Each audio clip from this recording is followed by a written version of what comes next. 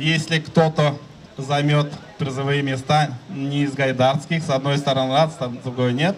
Но я уверен, что все ковры исходят из села нашего Гайдар. Думаю, что заложенная год назад традиция гагаузских ковров станет доброй традицией уже на долгие годы вперед. Gelsin vakit bu sokak almasın diyor kilimleri, yani gelecek bizim Moldova'dan biri her yılın.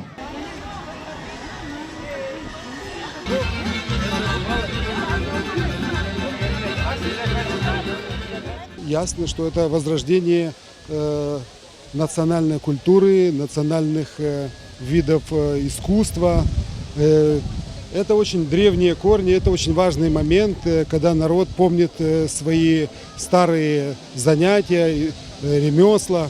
Гайдары знамениты тем, что в моем родном селе, здесь я же выходец из Гайдар, ковроткачество было развито, наверное, так, как не было нигде в округе. Меня как этнолога, этнографа интересуют элементы гагаузской культуры, чтобы я могла их сравнивать с древними элементами и понять, ну, можно сказать, этническую древнюю культуру, этническую историю.